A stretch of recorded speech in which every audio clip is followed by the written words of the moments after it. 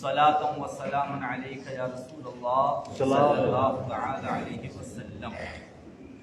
پڑھیں الصلاۃ والسلام علیک یا رسول اللہ، الصلاۃ والسلام علیک یا حبیب اللہ صلی اللہ تعالی علیہ وسلم. سجدہ تلاوت کے بارے میں کچھ باتیں بتائی گئی. اس کی پہلی محفل و مجلس میں دو باتیں سجدہ تلاوت کے تعلق سے اور ہیں. آپ بتائیں سجدہ تلاوت قرآن مجید میں کل کتنے ہیں؟ 14. ماشاء اللہ. آیت سجدہ کا مسئلہ یہ ہے کہ کوئی ایسا کرے کہ تلاوت کرتے کرتے سجدے کی آیت پہ آیا اور اس نیت سے یا اس وجہ سے کہ اگر میں سجدے کی آیت پڑھوں گا تو مجھے سجدہ کرنا پڑے گا، اس لیے وہ سجدے کی آیت کو جان بوجھ کے چھوڑ کے آگے پڑھا، تو ایسا کرنا گناہ ہے. زیادہ کثرت سے جو پڑھنے والے ہوتے ہیں طلبہ کو ہم نے دیکھا ہے ایسا کرتے ہیں. تو خیر ایسا کرنا نہیں چاہیے، ایسا کرنا گناہ ہے کہ آیت سجدہ چھوڑی اور آگے بڑھ گئے. آیت سجدہ پہ توجہ نہیں دینا یہ قرآن مجید کے کچھ روحانی فیوز ہوتے ہیں، یعنی قرآن کی تلاوت کے کچھ روحانی برکتیں ہوتی ہیں. روحانی برکتیں جس کو بولتے ہیں، روحانی برکتیں قرآن مجید کی جو ہے یہ ان چیزوں پہ توجہ دینے سے ہوتی ہے. جیسا کہ قرآن مجید کی تلاوت کی جائے تو آیت سجدوں پہ دھیان دیا جائے کہ کون سی آیت سجدے کی آتی ہے، اور بڑی اخلاص و محبت کے ساتھ اور بڑے اطمینان اور خوش دلی کے ساتھ وہ سجدہ کیا جائے، اس میں ہرگز بیزاری نہ ہو سجدے میں. اور آیت سجدہ میں ایک اور مسئلہ سمجھے کہ کسی نے آیت سجدہ کی تلاوت نہیں کی بلکہ صرف اس کا ترجمہ پڑھا. کیونکہ ایسا ہوتا ہے کہ ترجمہ پڑھنے کے شوقین جو ہوتے حضرات وہ ترجمہ پڑھتے ہیں، قرآن مجید کا ترجمہ پڑھ لیتے ہیں.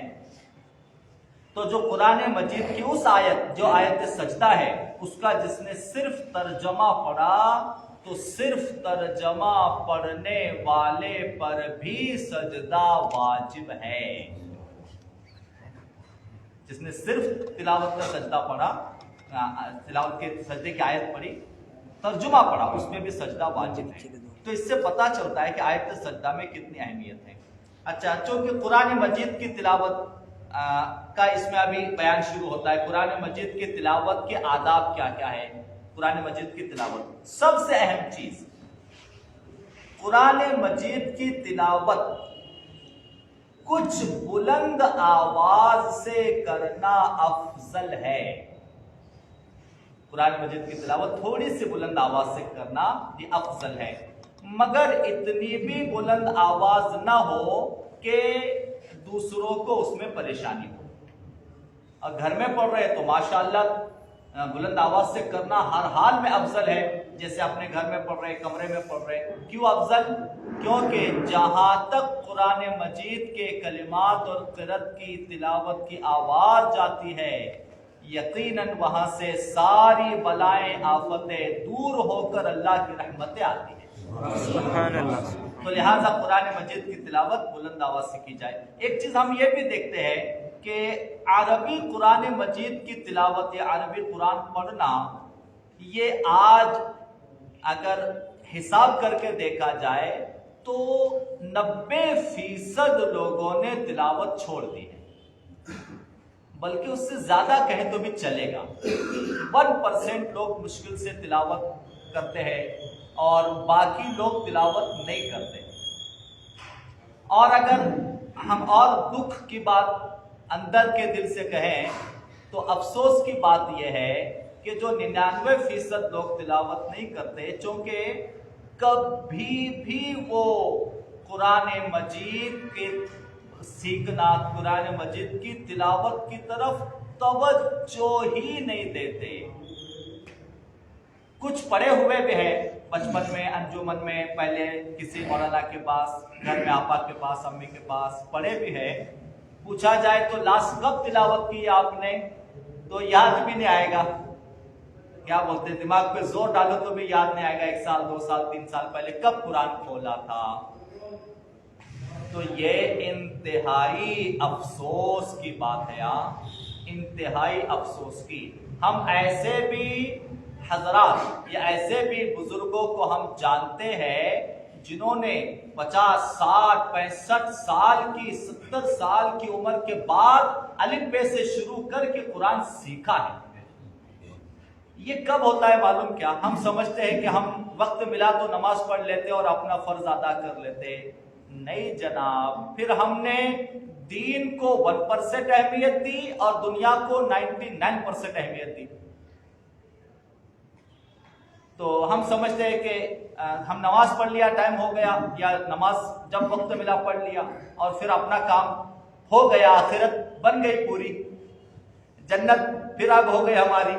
تو جناب ایسا نہیں، وہ جو اعمال ہے، قرآن کی تلاوت، قرآن کی تلاوت یہ اللہ کا قرب پانے کا ذریعہ۔ ہم بتاتے ہیں آپ کو، فرائض جو ہم ادا کرتے ہیں نا، اور فرائض ادا کر کے، جیسے نماز ادا کر کے ہم سمجھتے ہیں کہ بس ہم ابھی ہماری آخرت پوری ہو گئی یا ہم جو ہے کامیاب ہو گئے۔